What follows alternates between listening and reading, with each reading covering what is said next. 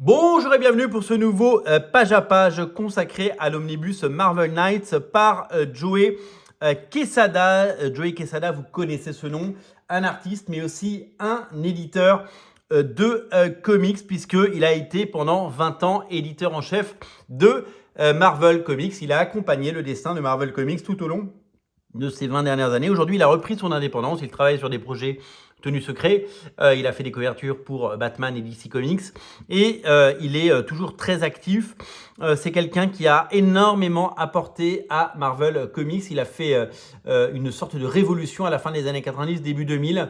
On lui doit évidemment Daredevil. On lui doit l'apport de scénaristes incroyables et la découverte de Brian Michael Bendis, Ed Brubaker, ou encore Grant Morrison sur les New X-Men, X-Statix par Peter Milligan, la gamme Ultimate bien entendu. C'est un scénariste et dessinateur absolument accompli et qui connaît l'importance des bonnes histoires. On va remonter un peu le temps et nous allons nous positionner en 1998. Marvel ne va pas très bien en 1998. Marvel a connu des années difficiles et Marvel décide d'embaucher ce dessinateur qui autrefois a travaillé sur la série X Factor, Factor X. Il était parti créer sa propre société qui s'appelait Even Comics avec un personnage qui s'appelle Ash avec Jimmy Palmiotti, son comparse, encreur, co-scénariste et ami. Et puis donc il est embauché pour créer un label au sein de Marvel qui sera une sorte de laboratoire qui va créer des séries pour essayer de séduire un nouveau lectorat. Il décide de prendre en main la série Daredevil qu'il va dessiner et il embauche Kevin Smith, le réalisateur de Clerks, le réalisateur de Dogma, de Clerks 2, de Jay et Silent Bob Strike Back. Vous connaissez la carrière de Kevin Smith. Et il décide de relancer plusieurs séries comme le Punisher, qui sera scénarisé par Garcenis sur les dessins de Steve Dillon. Il décide de relancer des séries comme les Inhumans, par Paul Jenkins et Jaeli.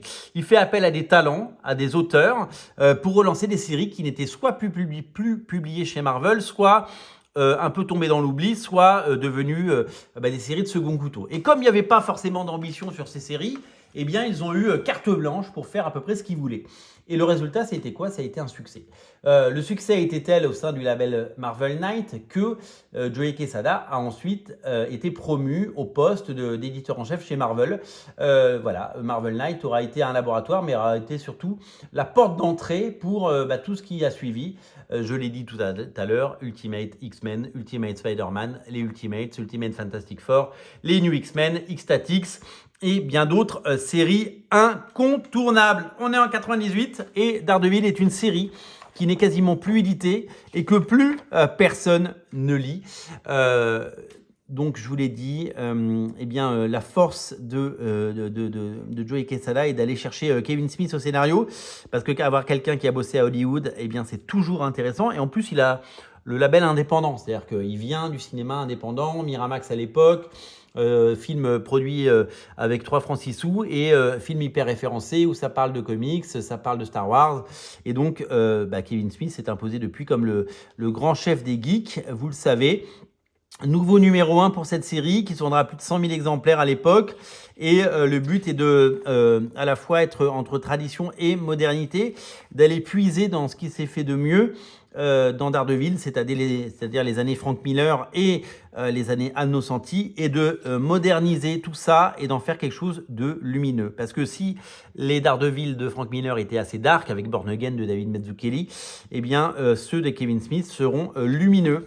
Et donc, il nous propose cette vision, cette version de Daredevil qui, évidemment, est destinée à séduire un nouveau lectorat et à rabibocher les lecteurs de toujours avec les nouveaux lecteurs, faire en sorte que tout le monde de concert puisse lire et découvrir du Daredevil avec une histoire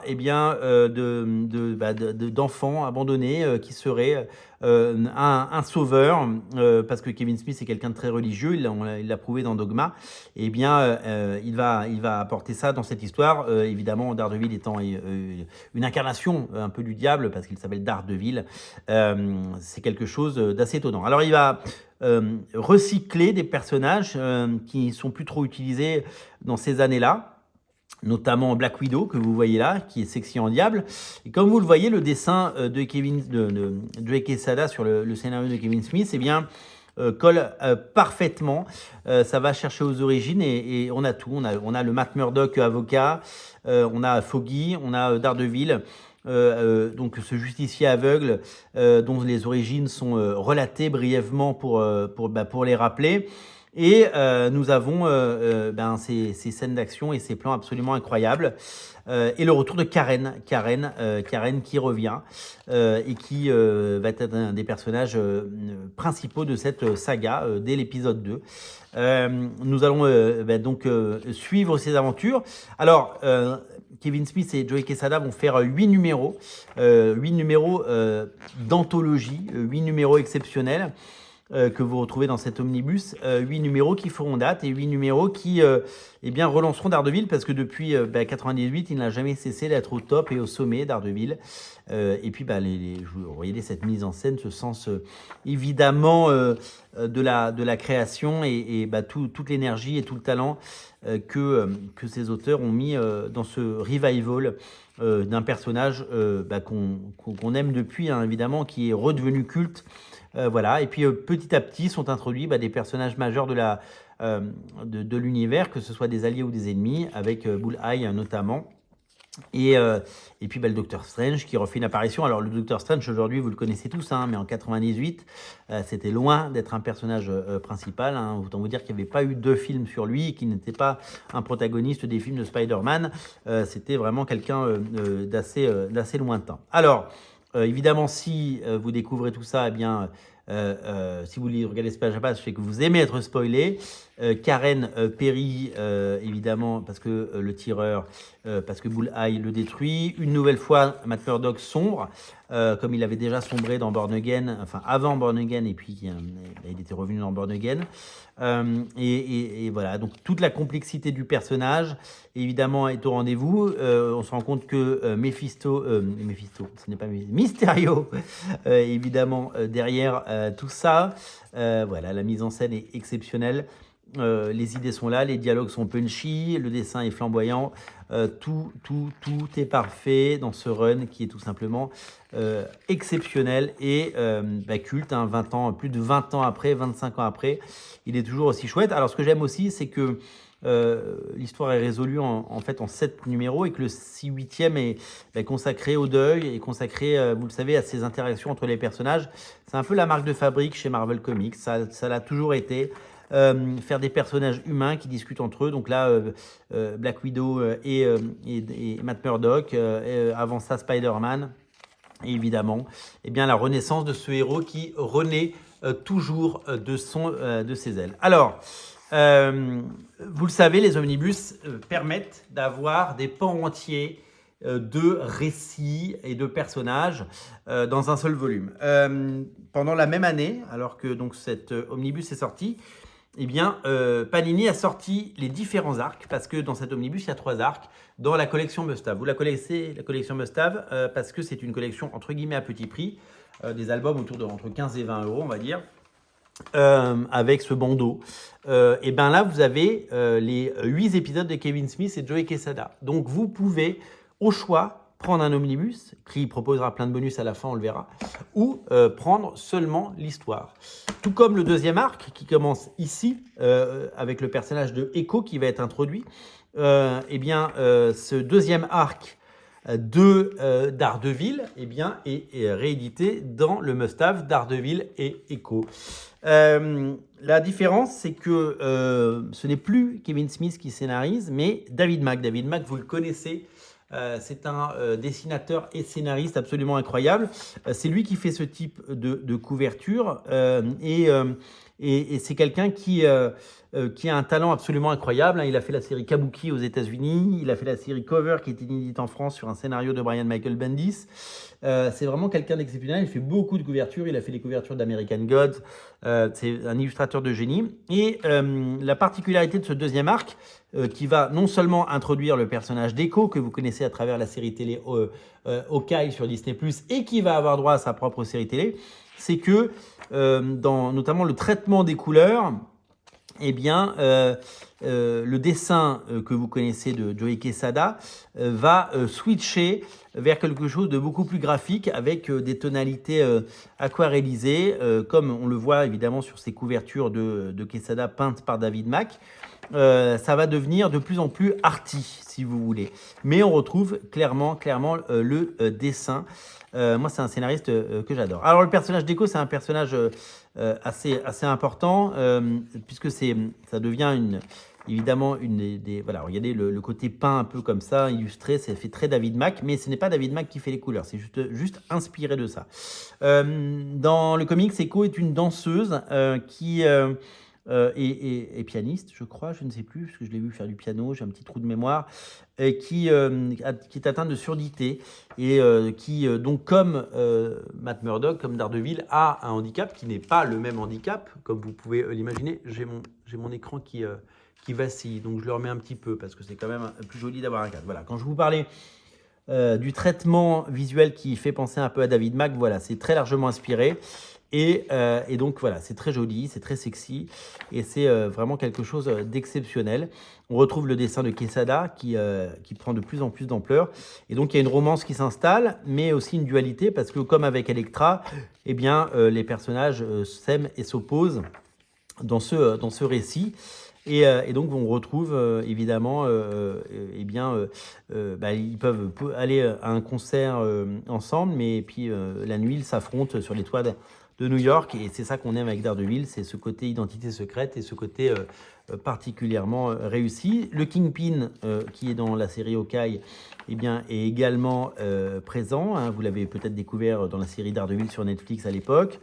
Voilà, donc cet arc était vraiment très très bien. Alors il faut savoir qu'à l'époque, cette série a souffert de retard assez conséquent. Parce que à ce moment-là, au bout de quasiment 2 ans, Joe Quesada devient éditeur en chef de Marvel et il commence à avoir moins de temps pour dessiner. Et donc la série Daredevil a commencé à avoir du retard.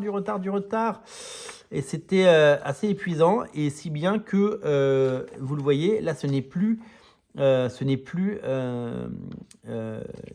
Quesada qui dessine, mais Luke Ross. Le dessinateur Luke Ross vient dessiner les dernières pages, les derniers numéros, dans un style qui ressemble évidemment à celui de Quesada, mais ce n'est pas du Quesada, et c'est un petit peu dommage que Quesada n'ait pas eu le temps de finir cette histoire. Voilà.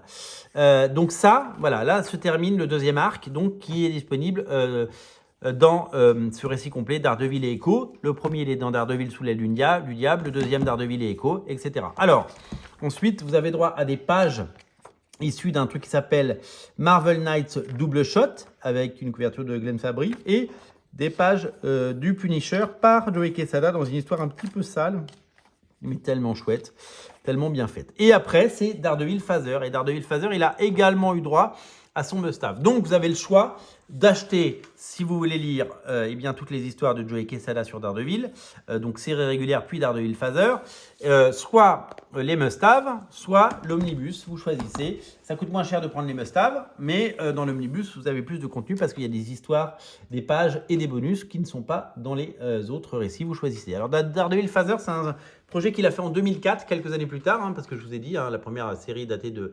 1998. Daredevil Phaser, c'est un projet très personnel. D'abord, Kevin Smith a souhaité revenir au dessin, et puis il a souhaité raconter une histoire de Daredevil qu'il a lui-même scénarisée. Il appelle ça Daredevil Phaser, dans un style qui a encore évolué, hein, graphiquement ça a encore évolué, comme vous pouvez le voir. Et on y retrouve eh bien, beaucoup de violence déjà, parce que Daredevil, c'est quand même une série assez dark et assez violente. Et puis, c'est une série qui parle du père, ça s'appelle Daredevil Father. En fait, à ce moment-là, Joey Quesada perd son père et veut lui rendre hommage et crée une histoire. Et son histoire, elle fait un écho un peu lointain, mais un écho quand même. Ça, c'est incroyable. À l'histoire de Daredevil, parce que Daredevil, c'est aussi une histoire de père et de fils, parce que Matt Murdock, il a été élevé par Battling Jack Murdock, son père qui était boxeur, il perd son père et il décide de se venger. Alors, c'est pas la même histoire que... Mais voilà, mais l'histoire de Matt Murdock qui perd son père a inspiré Joey Quesada, qui lui-même a raconté cette histoire, qui est une histoire de super-héros. Il y a les Santériens qui sont là, etc. Mais qui parle beaucoup de ces valeurs-là et de paternité. Voilà. Et donc, ça nous donne un récit très personnel, poignant par moments et magnifiquement illustré, et qui rend hommage évidemment à la mythologie de Daredevil, mais aussi au père de Joey Quesada qui est mort à cette époque-là et donc qui nous a quittés. Voilà. Donc ça fait partie des très très grands récits de Daredevil, et ce récit en quelques numéros, en 6 numéros, nous permet de plonger dans une histoire inédite, entièrement scénarisée et dessinée par Joey Quesada, qui nous prouve qu'il est aussi bon scénariste que dessinateur. Et ça donnera évidemment quelque chose d'étonnant. On aimerait qu'il revienne un jour sur Daredevil et qu'il raconte une nouvelle histoire. Peut-être qu'il le fera. Mais voilà, pour l'heure, c'est tout ce qu'on a.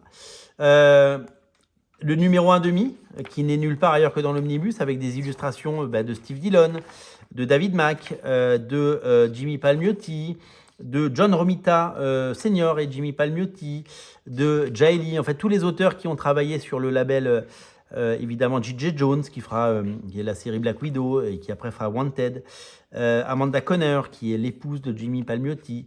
Voilà, donc ça c'est l'épisode 1,5 qui n'est pas édité. Là on est sur une promotion de Daredevil 1. Alors c'est un peu des vilains scans, mais c'est des pages que je connaissais absolument pas.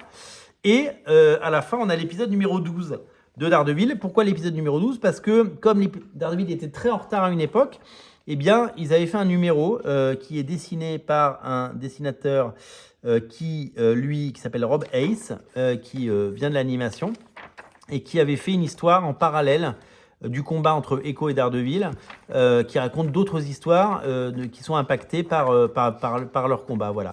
Et donc, donc ce numéro est réédité à la fin en sorte de bonus.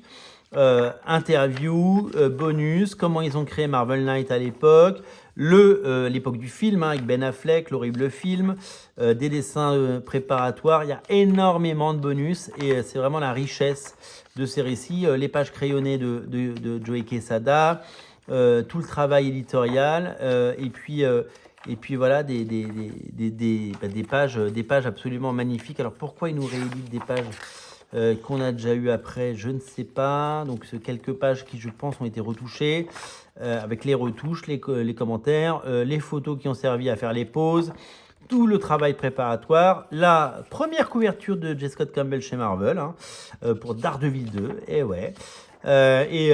Énormément de couvertures. Kevin Smith lors d'une séance d'écriture et de séance de photos. Voilà. Et ça continue, les bonus, ça continue. Il y a du bonus. Et